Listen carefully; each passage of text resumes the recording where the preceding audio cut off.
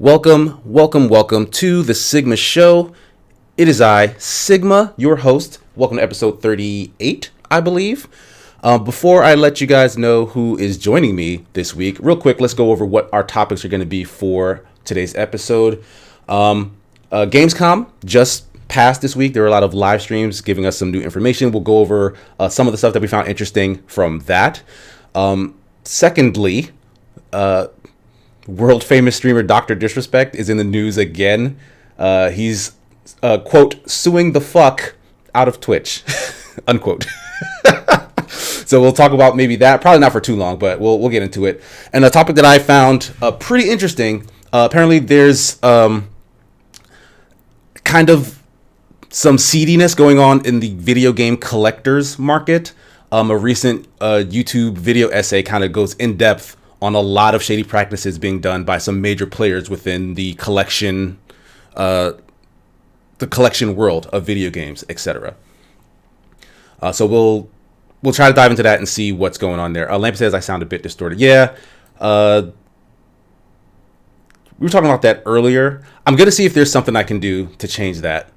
But before I get into that, real quick, let me just introduce Rexicon Jesse. Good morning, everybody. And the Fat Stacks. Good, y'all. Morning. What's happening? Thank you guys for being here. Really appreciate it. Heck yeah. I want to go first, before we get into any of the topics, talk about an update to the Blizzard situation, which we've been following since, all their shit hit the fan. And there were a couple things, but more the thing that I found the most interesting is that they're actually deciding to change the name of the character McCree, Jesse McCree, from Overwatch, because that character was actually named after one of the perpetrators of a lot of the bad behavior in Activision Blizzard. This person was also featured in that infamous Cosby Suite picture, and has been summarily kind of exiled from the company. Like, I don't think they've directly called it a firing, though I'm pretty sure that's what happened. But yeah, so I just really quick wanted to get you guys' take on the idea of renaming a character if it's named after someone in real life who did a bad thing, because there's a lot of lore surrounding Jesse McCree in the Overwatch universe, and that's all just going to be kind of ripped out and replaced with whatever they come up with for a new name. Like they said, going forward, they won't be naming any more characters after real people, probably to avoid this sort of thing in the future. Mm-hmm. But yeah, does it seem like, can those two ideas exist separately? Like, sure, they share the same name, but this is clearly a fictional character, blah, blah, blah. Or is that, intrinsically tied to a fictional character when it's named after someone who's done a heinous act? I just really want to get you guys' take on that while I try to fix my audio. 1 second. Go ahead. Whichever one wants to start first. If you have the hottest take, you are welcome to start. To me, first of all, if I was them, I wouldn't have made characters off real people's names. That's already bad business. Mm-hmm. That's just, you could have used a made up name and used the initials, because then it's generic. Mm-hmm. You know what I mean? But anytime you try to do anything like that, you never know, because when you have people, it's unpredictable of what might happen in the future or what they might do. So when you have things like this, and then you got to uproot like a whole character and what that character is meaning to that person, because then it's just going to have a complete stain, period, regardless if you change the name or not. It's almost like you have to take the whole character out and put another character in there if you really want. But yeah, when you have a character recognizable because you stuck somebody's name on it, and that, then people are just going to have a disdain period every time they see the character. That's just... But isn't it, in this case, wouldn't it be the opposite? Like, they named this character after, a internal employee, but the name Jesse McCree is more recognizable as the character. Like, it's not like we care about Jesse McCree because it's named after this guy. It's like this guy's name is ringing a bell because we cared about the character he's named after. Right. Well, so like the character is almost more prolific, but it's still that history is what connects and them. I'm looking at it as from a PR standpoint. You see what I'm saying? Like if you have something like this and you're trying to separate yourself, it's like you're gonna try to separate yourself from everything. You know what I mean? So yeah, the character is iconic, but they did this, and this. So I don't know. I think just personally, it's just bad business, period, to actually use people and put them in games and have them represented that way, because you can never tell what's going to happen if you're going to do that. That's just my personal opinion. So, I mean, there are many ways you can do things to make it more sleight of hand without people knowing. Mm-hmm. So if something does happen, then you really don't have to do this uprooting and all this other nonsense when, people love the character or this and that. You know what I mean? That's just my personal opinion. No, I mean, I think that's fair. How about you, Jesse? Any take on this? I don't want to be ultra cynical, so I'm gonna try not to be. I mean, this not about the character. I think that's a good. Well, I guess about the character. I feel like the rename is probably a good idea. Yeah, I agree with you. Naming it after a living person is a potential time bomb, and yeah, it is probably was not the smartest move. It was. I'm curious what sort of like pull within the company he had to make that happen, because it seems like a lot of people should have been like, nah dude, we're not doing that, we're not going to name this cowboy after you. But so they have to re-record all of the lines for this character's new name, I'm assuming, if they're renaming Yeah, him. anyone who's ever says his name anywhere, that's Right. gonna need Have to be pulled out. Like So you there are gotta comics re-record that have that. been published that reference him, I'm sure. Most of them may be digital. That I'm thinking about. I don't know if they had a lot of like actual physical comics, but so maybe that'll be easier than It might be, and I don't than know if they'll reprinting. yeah, I don't know, maybe man, that's a whole nother thing if they're gonna like that's a reprint and fix the okay. But like, so dialogues be rewritten in the code of the game. All of that has to be changed because someone's gonna, both for internal documents. So like, we now know that this file name's referring to this character. Actually, go to this character, and it's not John Swain is the new name, but it's labeled McCree in the game, and now there's confusion. So like, that's a lot of work on the devs. Yeah. And Activision Blizzard absolutely has the money to make that happen. And probably isn't even going to hurt that bad. It's a lot of money. Like, I'm not going to be like, oh, it's easy. They can do it in a week for $100. That's stupid. No, it's going to cost a lot of money. It's going to be a lot of work. But they make just absolute bananas amounts. So, like, they could do that. And while I agree that I think it should happen, I feel like they're... I don't even know how this would happen, but like more pressure on actual Activision Blizzard to pay for it to happen without overworking their staff. Because that's probably what it's going to come down to is, hey, we need to reorganize all of this stuff internally. So add that to your dockets. Yeah, I think what actually did end up happening was there was an event upcoming that featured the character McCree very heavily. And so they've pushed that back and instead are pushing up, I think, a new map that they were working on. So they kind of switched places with, I guess, whatever was in their schedule to give more time to kind of start implementing those changes where they'd probably be very noticeable had they not done that. Mm-hmm. So like it doesn't seem like they're stressing about it, at least from like the stuff they've put out. But like you said, it's definitely going to be, additional work that they probably weren't planning for or having to deal with. But then the opposite of that would be ignoring all the backlash that comes with not doing anything. And then that's probably going to hurt them much worse than not putting in that extra effort. So yeah, it makes sense. I was just playing devil's advocate. Like, I personally don't care about the fact that Jesse McCree is more prolific as the character. It's a fictional character, so the name doesn't matter. You could call him Joseph Swanson or something. I don't know. Like, just whatever. It doesn't matter what his name is. But to Lampy's point, saying why not just kill the character off and replace them? That would be just as noticeable as them suddenly changing the name.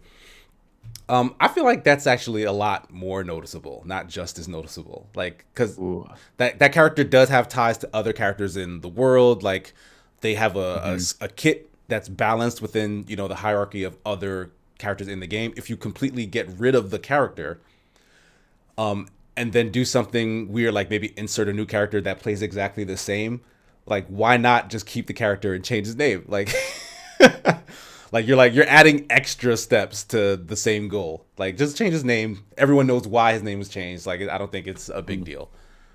And from a narrative standpoint, if you just kill off a character and then introduce Fiona Earp as your new cowboy gunslinger with all same package, same everything, just different character, you've still cemented Jesse McCree in the lore. True, yeah. Like, he still exists. Yeah. And they want to basically cut all ties with the fact that that name was associated with the game. So, yeah, I think it is the better option. But we can move off of that. That was just our weekly Blizzard update. These will continue, I'm sure. Yeah, I'm pretty sure we will continue to get news about Activision Blizzard's bullshit. But Gamescom 2021 opening night live. I hosted a little live stream panel with Nick and Marty, and we watched it live and talked about some of the stuff. But I'm interested to hear about anything you guys took from it. I posted a little link that kind of ran down whatever was posted. Did anything stick out to you guys about what was shown off at Gamescom? Yeah, thanks for posting that link, because I didn't watch Gamescom. I was busy. No, it makes sense. It makes sense to not have watched it live, but that's what news articles are for, to keep us informed. It's very true. So, I mean, right off the bat, was there anything that you were like excited about or surprised about, or like was most of it kind of like middling or uninteresting to you? I mean, Cult of the Lamb looks awesome, but I also just love Devolver Digital, so I'm very biased. As soon as I see that, I'm like, oh, okay, yeah, I'll pay attention. Like, the aesthetic is like very eye catching in the sense that like they're like doing that cutesy versus like scary juxtaposition. So like, which I think they're doing really well. Yeah, like it definitely catches your attention for sure. I'm trying to remember the gameplay for that one. That one was like a Binding of Isaac looking thing, or no?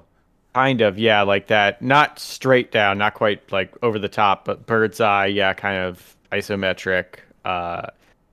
Moving around, you have your basically 2D characters always facing the same direction. Well, not all of them, but some of them were. And that, yeah, it just looked really cool. I like the mix of the weird, oh, you're an innocent looking animal that gets powers from this dark thing to rebel against the people that killed you, and then you get a bunch of other cute animals that were going to get killed in the same way to start this horrific, like, yeah, it still seems like cult. They're now also bad, like, and at its finest. Yeah, it looks delightful, and the gameplay looks fun too. Yeah, so I'd be interested to see more from that. Anything else? Or how about you, Fast Stacks? Anything that jumps out at you, if you want to kind of chime in?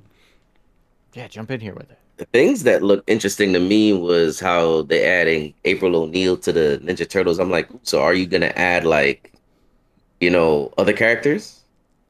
Yeah, like, there are other characters who would fit that role just as well.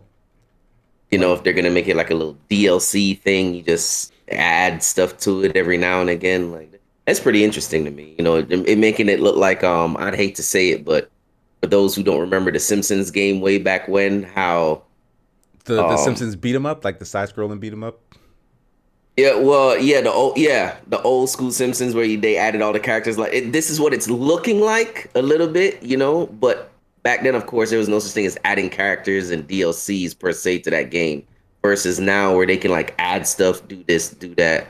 I think it's pretty nostalgic the way they're doing this Ninja Turtles from what I've seen so far.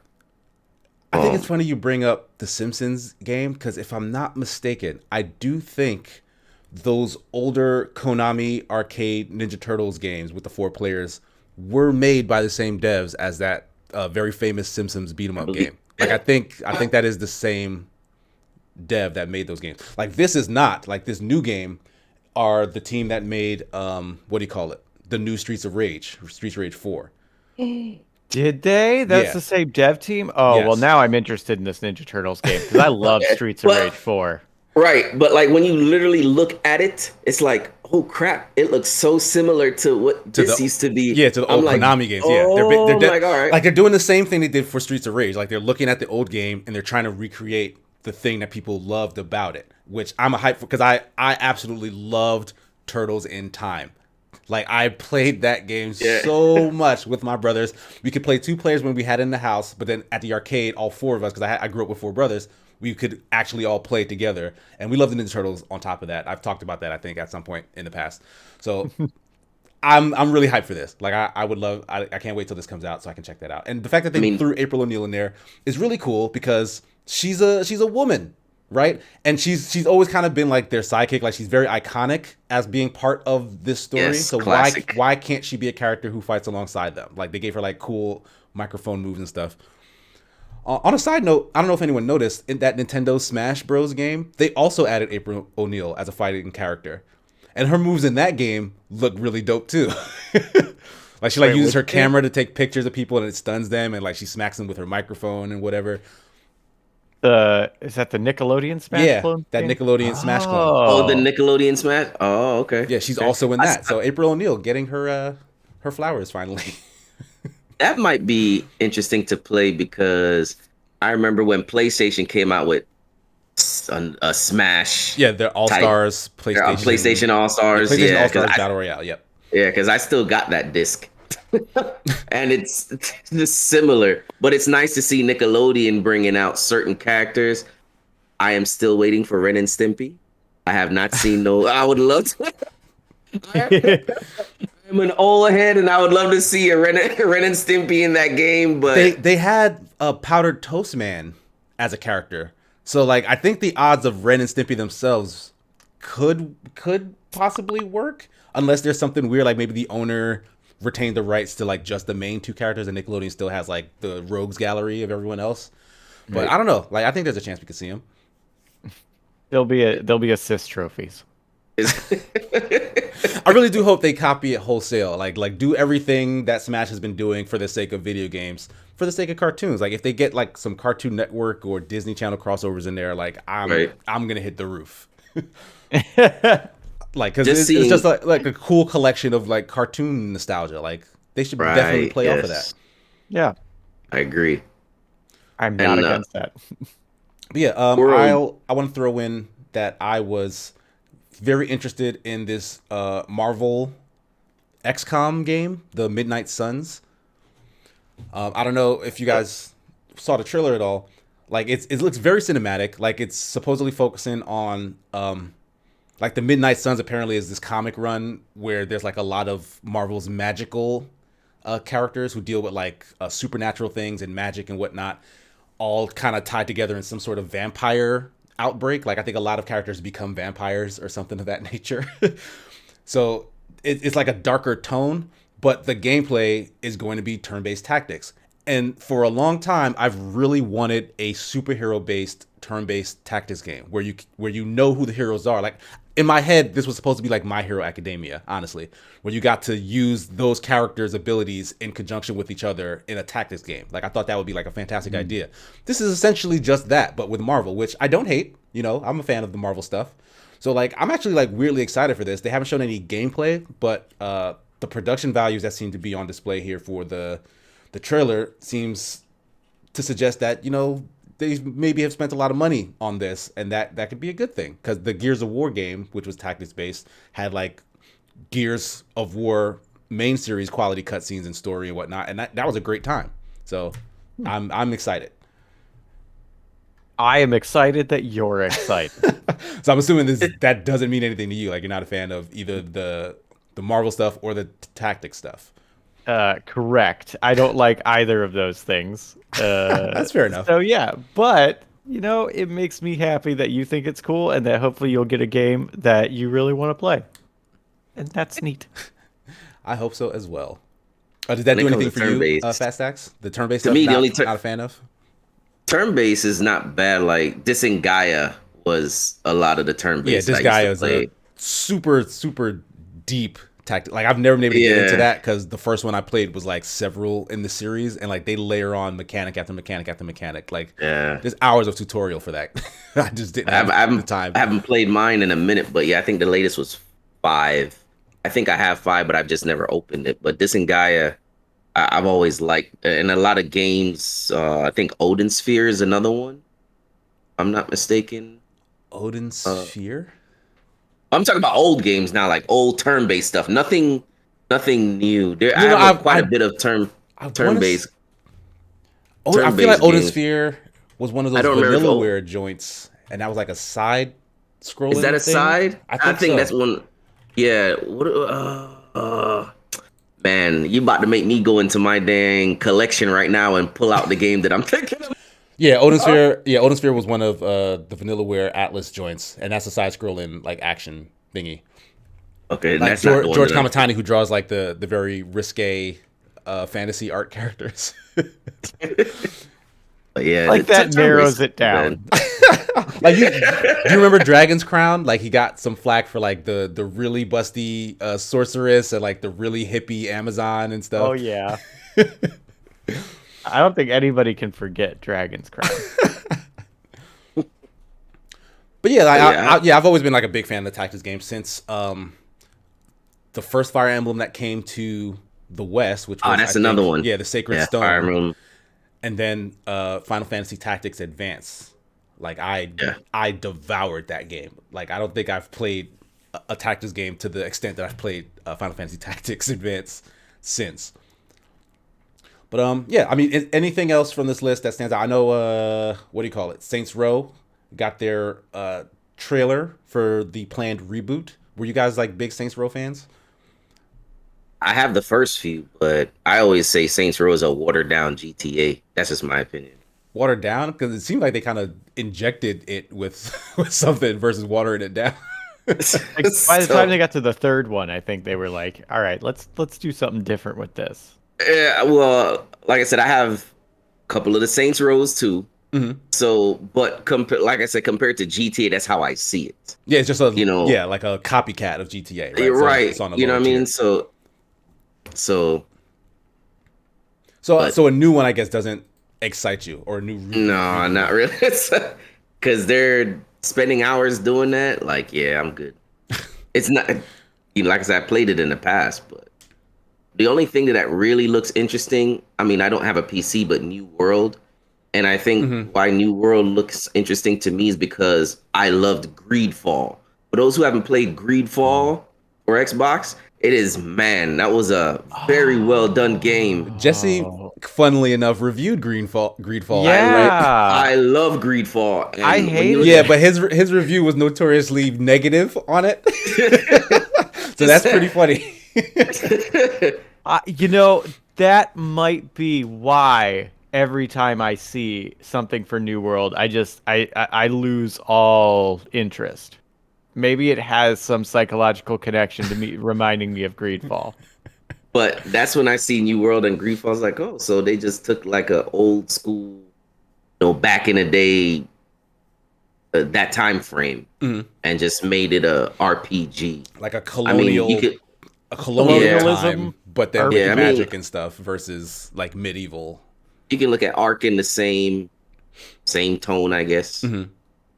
So that's just to me. I was like, oh, but just playing Greedfall. I was like, oh, okay, because it was just something different at that time.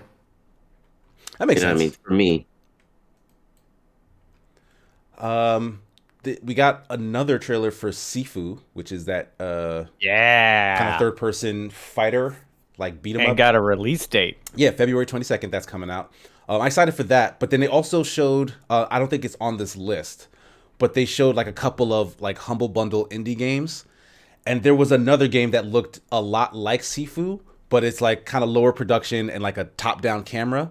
But the animations for the fight choreography are like just as detailed as what Sifu looks like. And I cannot remember the name of this game right now, but I'm almost more excited for that than for Sifu for some reason, even though they look very, very similar. Well, when you find it, you gotta tell me what it is so I can. Yeah, look I'm it gonna up have to and get find excited as well. that trailer they did, because I don't, the names were probably like somewhere in the corner, but like they showed that alongside with like a bunch of other things, as well as this other game that I was following for a very long time. Like I want to say about 2 years now. Like when we first started working with Nick, I want to say like I sent him a clip of something that I found on Steam called Son of Crimson, and like it showed up in that sizzle reel. I don't think they gave it a release date yet, but apparently Humble Bundle picked it up and like I guess they're publishing it. But it's another one of those I want to say like kind of side-scrolling action Metroidvanias. And I'm looking at it right now. This looks cool. yeah, it looks really cool to me, so I definitely want to check that out.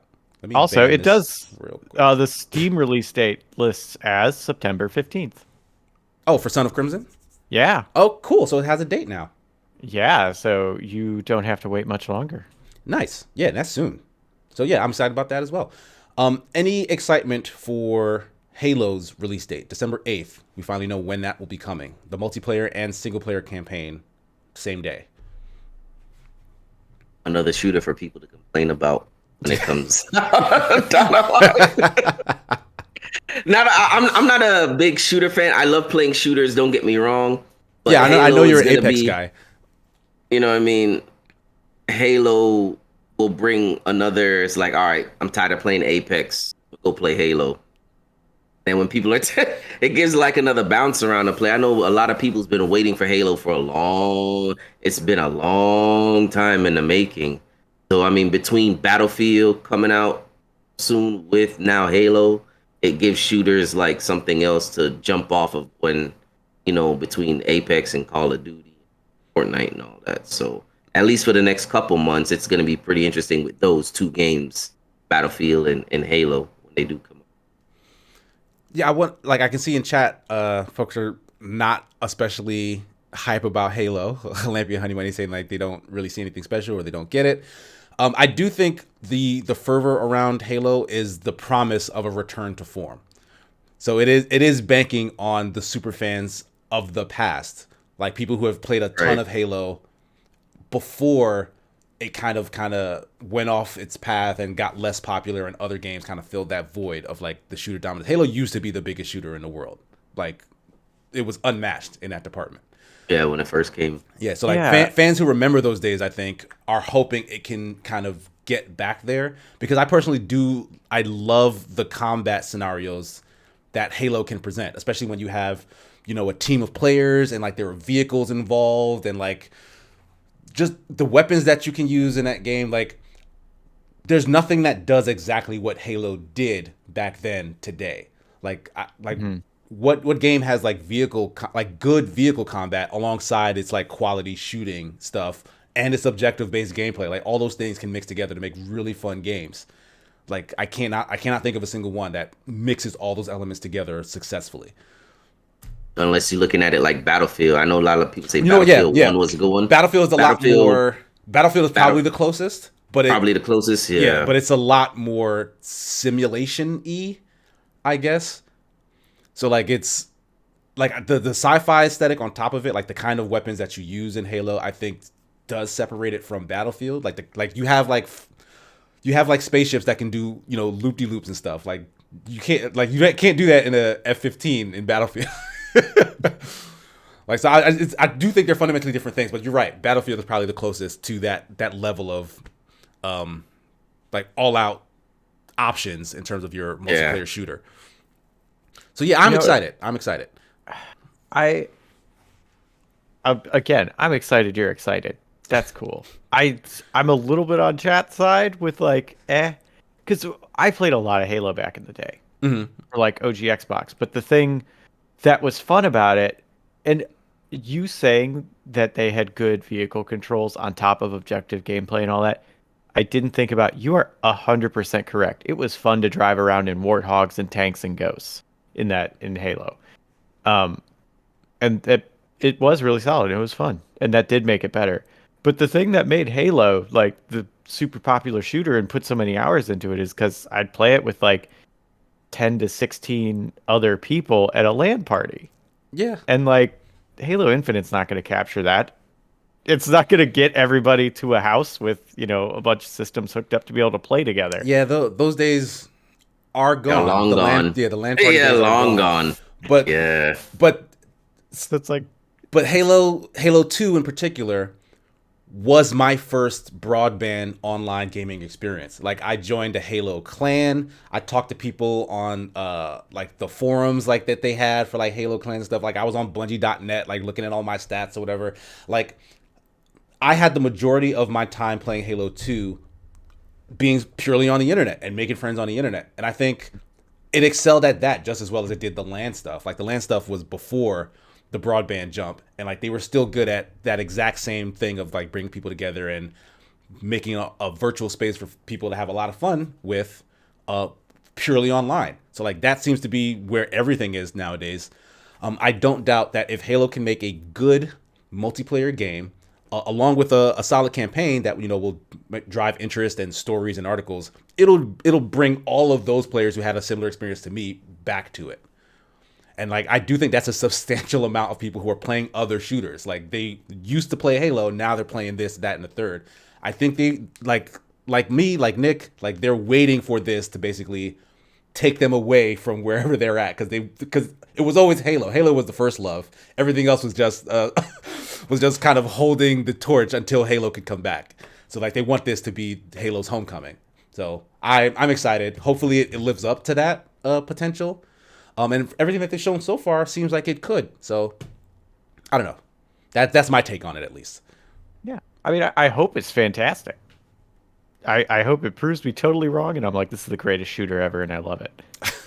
But, Yeah, But I and, think and the thing it's- is, there's no barrier for entry. Like the multiplayer will be free. Like not even tied behind Game Pass. Like anyone can jump into it and try it out. So I think that's another like big feather in their cap that'll really get a lot of people talking about it if it's good, because there's no reason for them not to try it. unless you're on Nintendo Switch, and then you can't have it. Well, I mean, no, you're probably right. They're gonna yeah. do a Switch release. I mean, unless you mod your Switch to somehow get on the internet, but it's probably not going to work. Anything else from this list? I know Lego Star Wars has a big new Skywalker Saga thing. Like, I've never been a huge Lego game fan, and like Star Wars is okay in my book, but I'm not a super fan of that either. So like, this doesn't really do much for me. But I know a lot of people are excited about that. I like Lego games, so You do? Okay. that part's cool. I also don't give a hoot about Star Wars, but a Lego game, yeah, All right. that could be really fun. There's the Death Stranding director's cut. I don't know if anyone's excited about that. No, okay. We'll move on. No, sorry, Marty's not here. I want to say like Far Cry has kind of like moved to the back of my head. Like I haven't really been into that since the fourth one, which I haven't played. Like I own it and I want to play it, but I haven't yet. But like 5 and like all the other spin-offs hasn't done anything for me really. Far Cry 6 looks to have a super interesting story. Like I'm curious about that. I'm not sure I necessarily want to play it, but I am curious about like what's happening in that world, because Giancarlo Esposito is an amazing actor. Like the character he's playing does seem to be super interesting in that very unsettling Giancarlo Esposito way. So I want to know what's going on with that. Like if I get a chance to play that, I think I will. But I probably won't run out to do so. How about you guys? How do you feel about Far Cry? That dude's a great actor, but I agree. I don't think I've ever played a Far Cry game, and I've yet to be sold on like what the gameplay is. Like it's a first person shooter, like okay, it's an open world, okay. And then like that's as far as it ever gets in like description. And I don't know why I should play these games. And I'm curious. I want to say if this had been several years ago, like around when Far Cry 3 came out, I felt exactly the same way, in that this seems like a lot of other first person shooters. I don't get what's so great about it. And I had played Far Cry 2 or Far Cry 1, like the first Far Cry before that, and was like unimpressed. when I did play Far Cry 3, I got absolutely hooked on that game. And it just feels great. Like the gameplay flow, like moving from objectives and like hunting the things and whatever. The story was fine as well. Like there were problems with it, but overall, great performances from like the actors in it, and just great gameplay kind of meshed together to make something that sounded mediocre kind of better than the sum of its parts. So like I think that's what surprised everybody with that. But they kind of do keep hitting the same note, it feels like, ever since 3. So yeah, I once again lost interest. But I don't know. Maybe Far Cry 6 would do the same thing 3 did, where like I'm like, oh, this is actually really, really fun. How about you, Fast X? Any love? I have I have not touched. I've seen people play it, but I'm like, I will say this though. If they're starting to make movies like they did with Tomb Raider, and I believe they're doing the same thing for Just Cause, I would love to see a Far Cry movie with that actor in there. I think there was a Far Cry movie like a long I time think ago. there was. Yeah, but it was about whatever was going on in like the first 2 games before like they got like good and very mainstream. But I would love to see something nowadays, but nowadays you have all that technology, like you can really make, decent movies from some games like that. You know what I mean? But I've never really played the game. The storylines always look interesting for a movie in certain ways. So you'd rather kind of like, because kind of how I feel after watching that trailer. Like I want to know what the story is, but do I have to play a whole video game to get it? Yeah, that's a lot, especially when it's a freaking Ubisoft open world game. Yeah, they give you like, a so lot what's to do. This 60 hours of my life to get this hour and a half story. Yeah, right. Yeah, Lampy with the facts says yes. There was a 2008 movie. The budget was $30 million. The box office was 743,000. Damn, that's a bomb. Well, there's a really good reason why, and it's the director. Was it one of those Ooey Boll joints? It's Ooey Boll. Dang, he strikes again. Yep. Or was that one of his first strikes? Ooey Boll I'm first about strike. to look. Let me check. Where's? Well, there are a lot of better directors these days that could turn a Far Cry into a box office hit. So yeah, maybe they will get another chance at it. I know Ubisoft did open up a dedicated like movie production thing. So like they've been making some short films here and there for like some of their Tom Clancy stuff, I want to say. And matter of fact, that movie with Michael B. Jordan that just came out, Without Regret, I think it's called, for Amazon Prime. That entire movie, spoilers, is literally a backdoor pilot for a Rainbow Six series or movie. Like that entire movie is the origin story for whoever the guy is, John Clark, who starts Rainbow Six. Like that's Michael B. Jordan's character. Oh. So they're gonna turn this into another Mission Impossible type deal? Because that's probably the hope. Yeah. That's what that sounds like. And yeah, probably the hope. So is there a Jack Ryan cameo in there too? There's a Jack Ryan connection. There's a character who's directly related to another Jack Ryan character. So like they're letting you know like, yes, this is all the same universe. But yeah, at the very like it's basically an after credit scene. Michael B. Jordan goes like, "Hey, I want to head up a squad full of international ops, and I want to call it Rainbow." I'm like, "Oh shit, this is a Rainbow Six movie." Like it was funny. Like the whole movie was very mediocre until that line. I was like, "Oh shit, this is tied to this other thing." I'm now excited. To answer your question of this, if this is Uwe Boll striking again, very much so. Before Far Cry, he directed 2 Blood Rains, Postal, In the Name of the King, the Dungeon Siege movie, Alone in the Dark, and House of the Dead, and a bunch of other non-video game movies. But who cares about them? Right. Well, hopefully we haven't heard the last of him, and he'll continue giving us bad video game movies in perpetuity.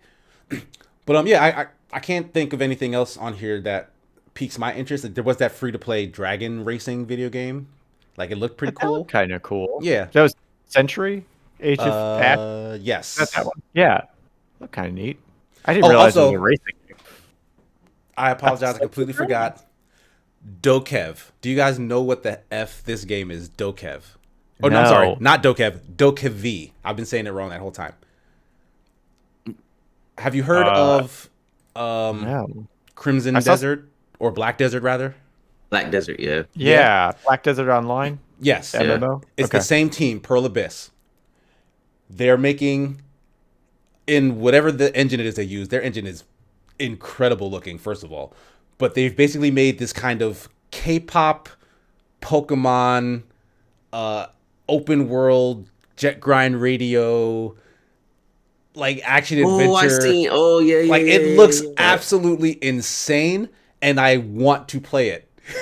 You want to throw a few more game titles in that There are description? more. I just can't think of them. But like that Yeah, game I looks like seen bits and it pieces packed of it. everything it could into like a single thing, and then its trailer runs for like a full 3 to 4 minutes, and like it's impossible to tell what is actually happening. Like what is this game supposed to be? Who knows? But I want to play it. It's so colorful. It's so pretty.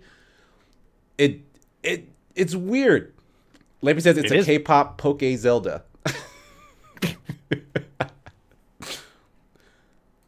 Like I just want to know more about it. Wow, it I saw pieces of them. Like, yeah, no, is no, no. very colorful. Oh, sorry. Go ahead. No, I was just saying. I just saw bits and pieces. I'm like, Like the characters and their movement are a little weird because they all look like kind of like baby dolls or something. Like they've got really big heads, like really like cutesy but human faces, and then like they have like a very realistic movement. Like I think all of the character movement was like mocapped, so it's just kind of a weird uncanny valley happening there. But like when they skate around the city, like that looks really cool. Like they're like power sliding through the streets or whatever. Like I don't know. That game looks like a lot. So much is happening, but like I kind of want to be in that action. Oh yeah, this looks wild. So yeah, Wow. so that was probably my game of the show, like because I was by far the most interested in that. Yeah, Lampy says it's got the wirebug movement from Monster Hunter Rise. Oh, you're really selling me on it. I've been enjoying Rise. Yeah, like it looks insane. That looks cool. All right, I'm But yeah, that's sold. pretty much gonna wrap it up for the Gamescom stuff. I think. We'll move on to our next topic, which I don't think we'll spend too much time on it, to be honest. But at the very least, it's a news update. Doctor Disrespect, you all know him. Some of you probably love him. Somebody does, because I don't know why he's been this famous and makes this much money. But he is apparently planning to sue Twitch because, as you remember or may not remember, he was very mysteriously banned from Twitch some time ago. I want to say like maybe a full year ago. No one has any information as to why. Twitch has never stated as to the reason why. Dr. Disrespect himself has never stated as to the reason why. Like the last stream he did before that banning ended very oddly. Like he seemed to kind of change his entire demeanor. Like he looked as if he was reading something, and then kind of just got dejected, said a couple more things, and then kind of just ended the stream preemptively. And then all of a sudden he was banned from Twitch for no known reason. People speculating, oh, maybe he did this, maybe he did that. No one actually knows. But the fact that about several months later, like he's moved away from Twitch, he streams on YouTube now. He's suing Twitch for essentially wrongly banning him, right? Like, because what else would he be suing them for? And the premise is essentially that he's basically losing out on a lot of money and ad revenue that he would have had he stayed with Twitch. Like I think he had like a multi-million-dollar deal with Twitch, like to stream exclusively for them, right? And then Twitch was like, "We're cutting the contract and you're banned now." So like for them to do that, Lemmy says he's not actually suing Twitch at the moment. There's no court filing. Well, maybe he hasn't done it yet. Doing him. yeah, but he said that he's going to, yeah, he's planning to do so. planning to do. I don't know that there's been a lot of speculation about what really happening. Like they say, nobody knows other than him and Twitch. And Yeah, they seem to be the only people, and probably their only lawyers. people that know. All right, it's about the only. Like the Yeah. thing that's confusing to me is like why would it have taken this long?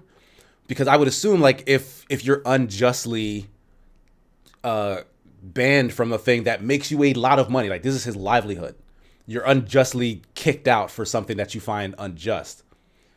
He kind of just took his ball and went elsewhere. Like he went to go stream on YouTube because that's kind of his only avenue. He didn't immediately go and attack the platform that had harmed him.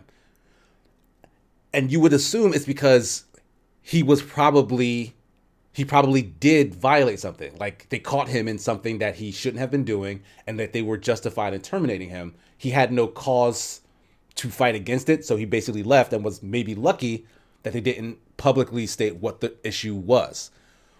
But with him now saying like he's gonna sue them and like using the coarse language that he used, all of a sudden, after all the time has passed, he has all that rage that he should have had like at the beginning. And it's just a confusing situation because I'm not sure like why now he feels empowered to basically speak out, if at all, about the fact that he was unjustly treated at Twitch. Like it's very strange. Maybe his lawyers came up with something after all that and finally combed through everything with found a needle in the haystack type of deal. Like, well, we need to go through this, and see legally what can they do versus what they can make happen. You know what I mean? Like, do a Twitch versus him. Like, okay, we can get him for this, or whatever the case is. But the lawyers are like, all right, we need to see what allegations are they saying. Because I'm sure there's been people on Twitch that got kicked off like that for a whole lot worse, or you know what I mean? So it's well, odd. We don't know if people get kicked out for a whole lot worse because no one knows what he did. Right. But I mean, like, there's things that happen on Twitch with people that you always see permaban for, and people come back from a permaban, you know, and stuff like that. Depending on what you did for that permaban, will they allow you to come back for? But it's just interesting. Like him and his lawyers must have been taking their time trying to really make sure that if they're going to do this, that they have something to stand on. And now we're going to go after him because we can possibly do, you know, we have something to stand on. Because if they don't have nothing to stand on, they go in there, because after a while, I think some of that stuff can be public record. Like you can, you know. Yeah, I'm pretty sure any court case becomes public record. Yeah. So like once proceedings start happening, people will start seeing, well, why was this is going on, unless they say, well, we want to keep this under lock and key while this is going, and then you probably won't know for years down the road. Yeah, the reason could continue to be hidden. But Honey Money in chat says, feels like he found out why he was banned, and then with that thinks he has a good case since he didn't find out until recently. Yeah, that does seem like, because I think the assumption was that he did know and he just wasn't speaking out on it. Like, because for Twitch to, because again, like that initial reaction for Twitch to say, hey, you're banned, like you've been streaming with us for years, like this is the bulk of your audience, like you have a contract with us, but we're closing all of that out and you're banned. But to not tell him why, you would think he would want to fight harder to learn the reasoning. And like maybe he could have had an idea of what it was, and maybe it wasn't confirmed. And now that it's confirmed, it's like, oh, it's not as bad as I thought it was, right, and it's something else. And maybe now, that could be a possibility. You only know about that? Oh, okay, that's fine. Like now I can sue you. Yeah. Right? Yeah. It's like, compared to this is what you got me for. No. Right. So who's to know? Yeah, I think it could very well be that. In that, if you were saying why not speak earlier, it could very easily be. I mean, especially when working with something as big as Twitch, where they were just icing him out, and like every time, so he legitimately could not know until now, and so probably smartly, whoever his legal team is are like, don't say a word about anything because we don't have any facts, and whatever you say could be used later as disinformation or whatever. So it could be, he's just had to keep quiet for legal reasons. Makes sense. That would be my guess. Or, could just be, hey, you know what'll grab some headlines? I'm going to say I'm going to sue Twitch. And then never actually do it. and then he's back in the news again because he was also in the news recently for saying he wanted to start his own game development studio. Yeah, I seen that. I think I can't remember his real name, but he is a ex game developer. Like he used to be a level designer, I believe, and he actually helped design one of the levels in Apex Legends, like that whole Dr. Disrespect thing. Oh, you do that Rogue level, Company? yeah, in Rogue Company. I'm sorry, in Rogue Company, he helped design that. He also produced the music there because he's also sort of a DJ. Lampy says Herschel Beam the fourth. Yeah, Herschel Beam the fourth. That's his. I didn't realize that was his name. For him to go around with like a mullet and the title Dr. Disrespect, to be named Herschel Beam the Fourth is very funny to me. Like he should, like that's a character on Downton Abbey in my head. Definitely one of the villains in the upstairs. But yeah, like it could just be a play for more publicity. Like wouldn't be surprising based on how this guy behaves. Like remember he once got in trouble for videotaping an E3 bathroom. Oh yeah. So yeah, like this could just be par for the course for this guy. But yeah, we can end that conversation there. Don't think there's too much more to go into.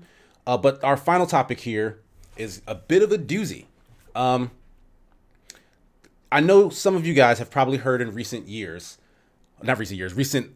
weeks, that a couple of retro video games have sold for upwards of like $1 to $2 million, like breaking records like 1 week and then breaking the initial record the next week for like the highest sold video game ever, right? There is a YouTuber who goes by the name Carl Jobst. He put out a video about an hour long or so. I don't know if you guys watched the whole thing. Like I very recently watched the whole thing, kind of detailing how this is all a scam. Like collectors who have been collecting video games for years now are not at the heart of any of these $1 million buys and sells. Instead, there's a shady auction house and a shady what is it called? Appraisal house, like that. Who are essentially working together to inflate the price of these so-called collector's items and are basically selling them to people who are looking to inflate the market, and essentially they're essentially selling these games at a high price to sellers. Like none of the collectors seem to be involved in any of what's going on. I wanted to kind of just spell out what I learned from this video real quick. There's a man named Dennis Kahn who works for Wata Games, which is Wata, who's a company that appraises games, right? They're an appraisal company that came into existence fairly recently. And like the whole thing about appraisals, if you're in like the art scene or collection scene, is you only get known as a quality or respectable appraisal house by having several years in the game. Like you have to have had a long history of doing appraisals for people to come to respect you based on your work. Whereas Wata kind of showed up and was immediately kind of skyrocketed to the top of being thought of as a prolific appraisal house. They did this by putting this man, Dennis Kahn, on the TV show Pawn Stars, where he would basically rate video games and tell the guys on that show, like, hey, this is worth this many thousands of dollars. This is worth close to $1 million or whatnot. That's the first part of this situation. Then Jim Halperin, who owns the Heritage, owns or is one of the operators of the Heritage Auction House, essentially bought, or like that's where they're basically doing the trading and the auctions of several of these games. So like Dennis Kahn will like appraise these games, say that they're worth this much. Jim Halperin and Heritage Auction will then auction these games, saying that they're worth this much. And then people like Eric Neerman, who's an investor and hobbyist collector, will then buy these games along with maybe a couple other people in conjunction, so that you get a record of this game selling for this amount of money at this auction house appraised by this appraiser. And that information just hits the internet. So you get a bunch of news sites who follow video games, not knowing anything about like actual collection or actual auction stuff, saying, look, this event just happened where Super Mario Bros. 3 just sold for $1.5 million. And so the world at large starts getting to think, are some of these video games worth millions of dollars? And so you get people rushing to Heritage, rushing to Wata to get their stuff appraised. They're overappraising. Heritage is overselling. And the people who are buying and selling are selling to other people who are looking to make a profit and not actually collect video games. So that's kind of what seems to be happening. I don't know if you guys are at all interested in like collecting video game memorabilia or like cartridges or anything old school of that nature. But this seems to be like all of the ingredients for a financial bubble that is due to burst.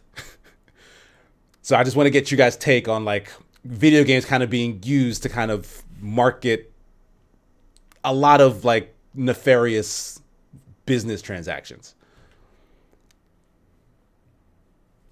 Yeah, it sounds exact. I mean, so if I heard that correctly, a person who does the appraising of how much this stuff should be sold for also owns part of the auction house, which, yeah, that's an Right. absolute conflict of interest. Like, Yes. Bernie Madoff, right off the bat. I mean, in my opinion, you already got the setup, man. The moment you say he was on Pawn Stars, so you got, so you got your setup, man. You got the same guy, as Jesse just says, that has a hand in the auction house. That's already bad business. And then is there?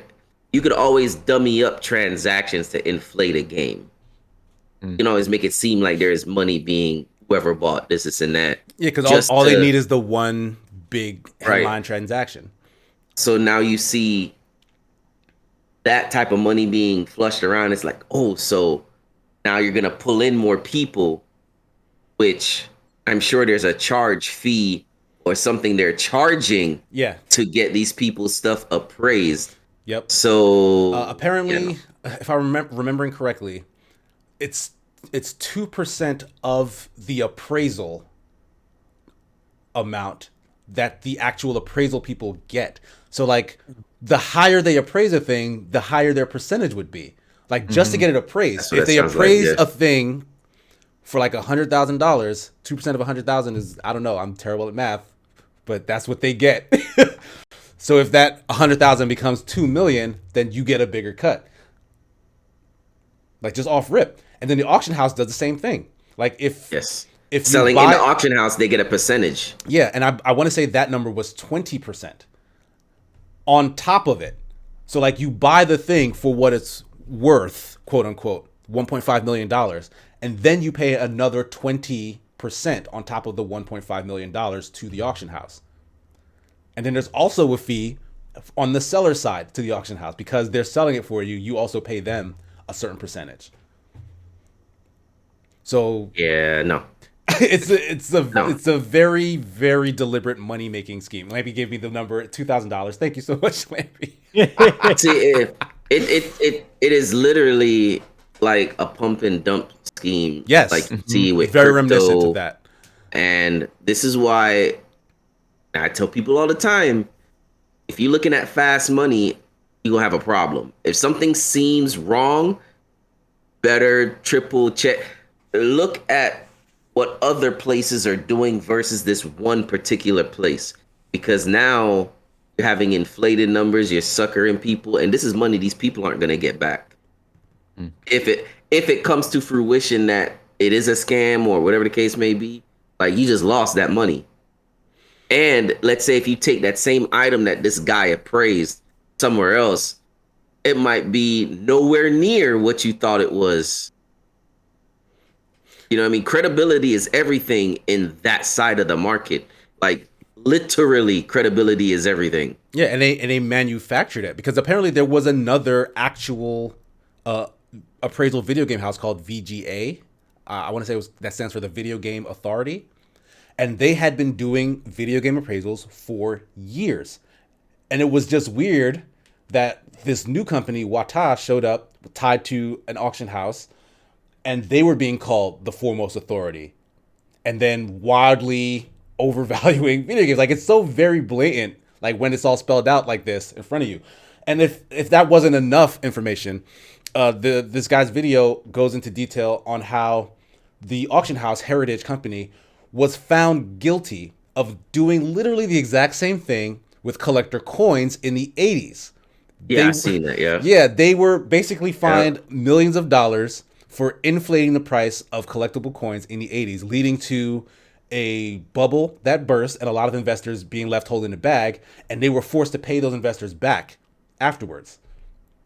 So they've done this before. I think the issue is people, and I'm gonna solely put this on the people that get sucked in, because you should know better. Because I get, if you know, right, you have an item, take it to multiple places, even if it is just to pay that little fee to get it appraised, right? Mm-hmm. Let's say if this is a scam, you're like, oh man, this is appraised way more than what I usually see. Then take it and give it to another appraisal publishing house, one that is well established, and see what they rated at. Hey, do you think this what? Because I would rather lose that small fee versus getting conned into an auction house where it could even be worse. And then your credibility is going to be down the tube. Like, just because you're chasing dollars is what you're doing. But the thing is, I don't think any of that matters, because all the credibility is being manufactured. Like, no. I'm saying this is why I put it on the individual person that's trying to chase that money. Just to go to a source that just popped up out of nowhere. But I think it's intentional. Like that's what I'm saying. Like, the people who actually collect games, they do not seem to be the people who are buying these games for millions of dollars, because the collectors, know that these games shouldn't be worth millions of dollars. Also, they don't have millions of dollars. They collect video games. Right. Well, right. But I'm saying, like, these other people that are getting sucked in thinking that, they think it's a money-making machine. Right. They're like, I want to start collecting video games because video games can make a lot of money. Yeah, they're pumping money into it. Right. The ones that know better, like, but I'm just talking about the people that are trying to chase money. You know what I mean? Because if you're a collector, you care about the value of what you have. Like, and a lot of us, we don't even know if you have a gem until you take it to somewhere credible anyway. You know what I mean? So, like, when you have all these people that's just trying to make fast money, it's like, well, that's your problem if you're trying to chase that.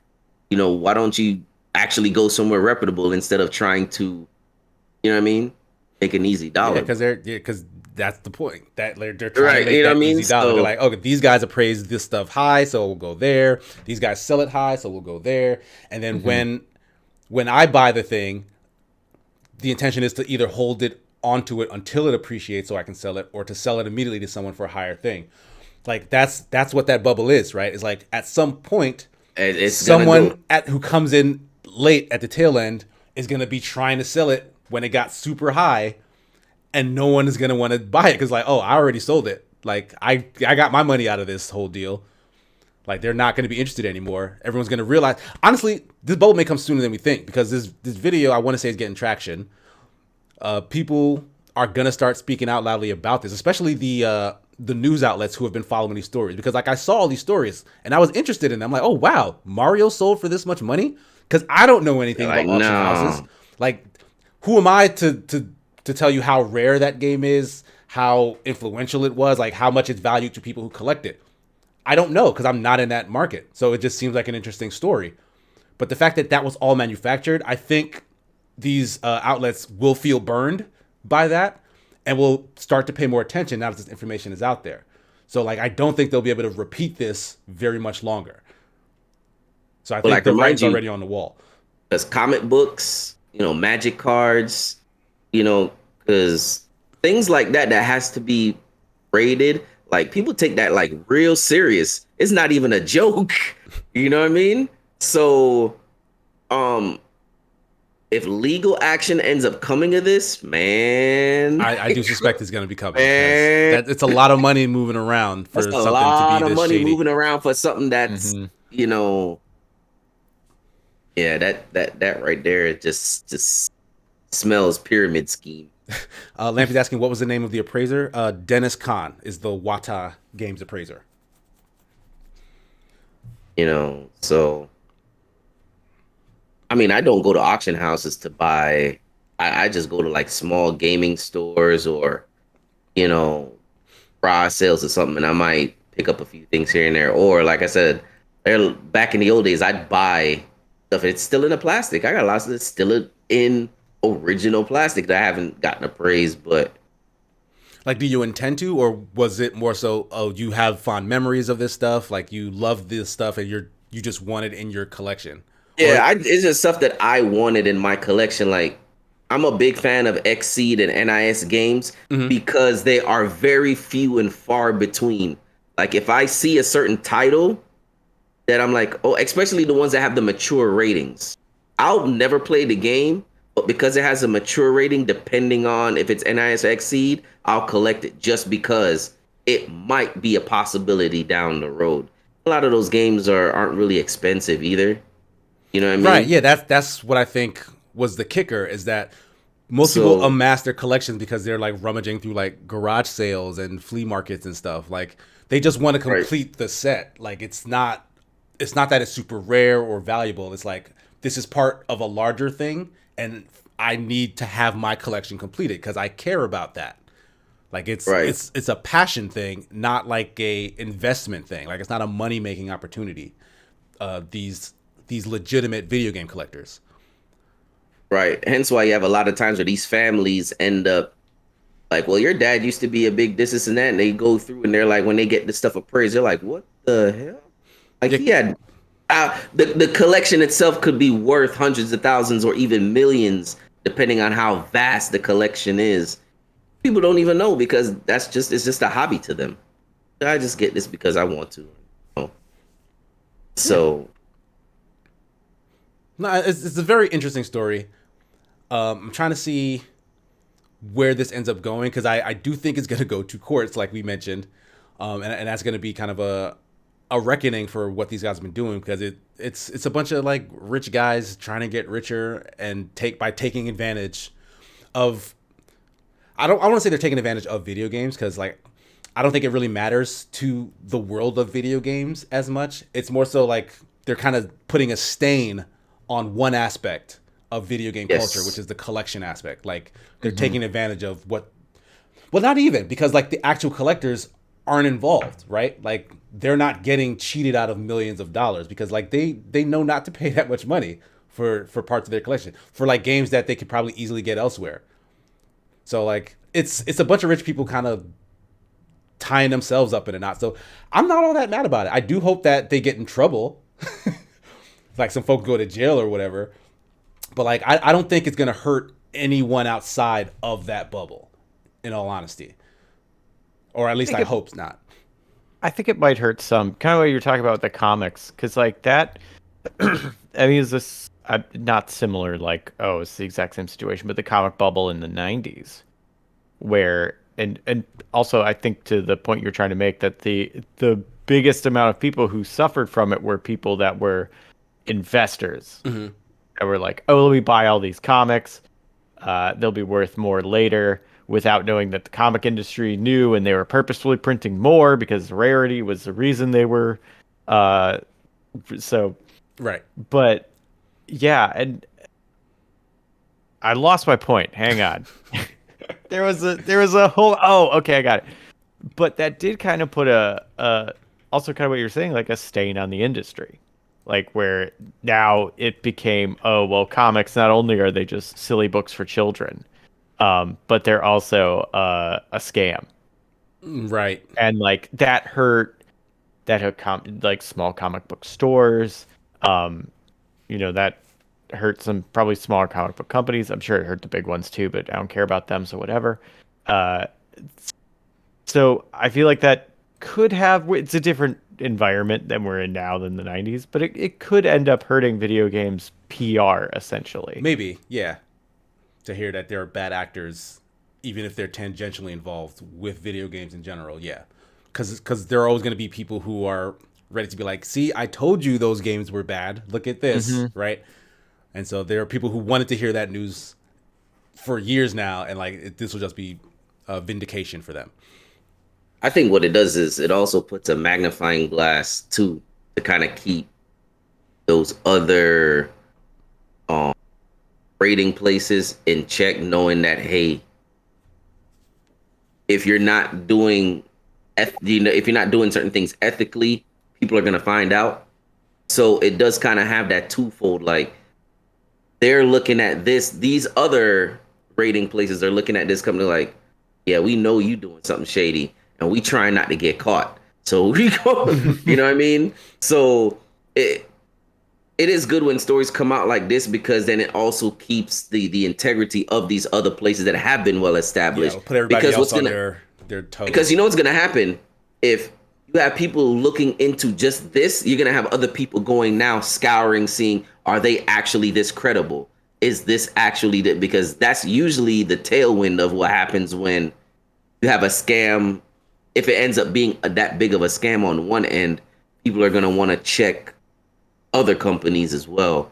So, and if they find out, well, these other companies are legit, it actually helps the other companies as well, because now you've just created a deal where you have people looking up these publishing companies that they probably don't really get much traction other than their core base. Mm-hmm. But now you're like, oh, well, they actually are credible. All right, well, now I'm going to take my stuff to them. So it does have a push and pull effect when it comes to one area being a scammer, and then it actually can turn out being good for other places that actually do it, that do ethical business. So yeah, just like that, Lampy literally just started looking up some appraiser associations for the U.S. and says it can't find Watch Eye Games on any of them as an accredited appraiser. So like that information like this goes out, and you start to realize like, hey, there are some holes that these guys have in their story. And yeah, and Sotheby's, yeah, that's another appraisal house I want to say. Lamb says, I'll believe games are selling for those prices when I see it happen at Sotheby's. So yeah. So, I mean, yeah, there are places to go if you legit have something that could be rare and you want to get it appraised. Try to stay away from these guys, as it has come to light that they seem to be taking advantage of folks and the industry in general. But anything else to add in regards to just collection stuff and these companies, or have we exhausted that that thread? We've far exhausted all my knowledge on the subject. All right, fair enough. Thanks so much. We'll go ahead and wrap up the podcast now. Jesse, where can people find you if they're looking for you on the internet? Oh my gosh, you can find me in so many places. You can find me on Twitter at RexagonJesse. You can find me here on Twitch at twitch.tv/RexagonJesse. You can find me all over Discord and stuff. Yeah, I'm everywhere. If I'm there, Reddit, RexagonJesse. If I'm there, it's RexagonJesse. And you're always welcome to send me a message. Thank you for that. The Fat Stacks, where can folks find you on the internet? Find me Twitter, Instagram, Twitch, all the Fat Stacks, YouTube. So yeah, I'm Reddit as well, you know what I mean, in certain areas. So, you know, not just gaming, but finances as well. So you guys can send me a message, ask me questions. I will do my best to, if I don't know, I will point you in the direction that will help you. So nice. You can find me at SigmaGears9 on Twitch, which is here, as well as Twitter, where you can probably see me posting about whatever else I'm up to throughout the week. We will be doing Super Smash Sunday this afternoon, 2:30 p.m. Eastern on the Open Party channel. There's literally a single week left until Super Smash Sunday's Bounty Hunters tournament. So I hope you guys are excited for that. There will not be a Sigma show next week because of that tournament. Like the tournament starts earlier in the day, and we need to be, preparing for it even prior to that. So it's just not going to leave enough time to do this and then jump into that. So I apologize, but I hope to see all you guys who are showing up to watch this show at the Open Party channel to watch that tournament, because it will be a blast, I promise you. And if it's not, you can come find me and fight me, because plenty of prizes to be given out there. So yeah, FastX actually donated a piece of merch from his shop as a prize that will be given out at some point throughout the tournament. So that's an extra 5th prize where you don't even have to beat anybody in Smash to get it. So that should be fun. We already gave a $20 gift card out to one of the first 10 registrants for the tournament. And there are still 4 bounties to collect. If you beat me, if you beat Superman Jeff, if you beat Blue or Ash Redux, you get a bounty. You can win more than one. If you happen to face and eliminate more than one host, you get both those bounties. That's how it works. And then there's a grand prize should you come in first place. We'll probably have that to show off at some point within the week before, because I do think it should be arriving soon. Ooh, arriving. Yes. I hope I can watch the Bounty Hunter series. It sounds like a lot of fun. It will be a lot of fun. I really want all you guys to come through and check it out.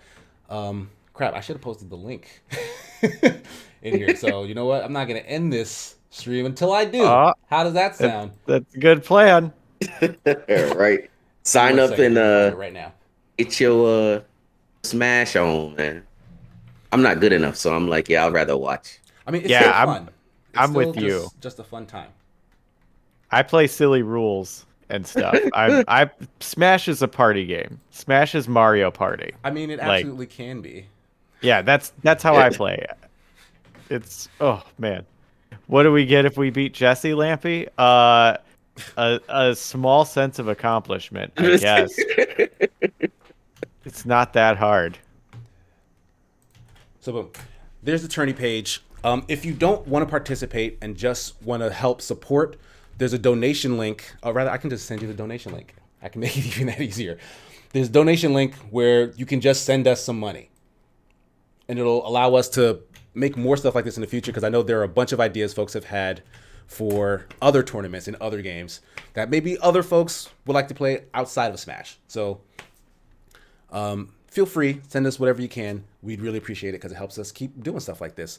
But for Jesse, for the Fat Stacks, for everyone in chat for coming through, thank you so much. Really appreciate it. See you guys not next week, but the week after that. Bye. Bye, everybody.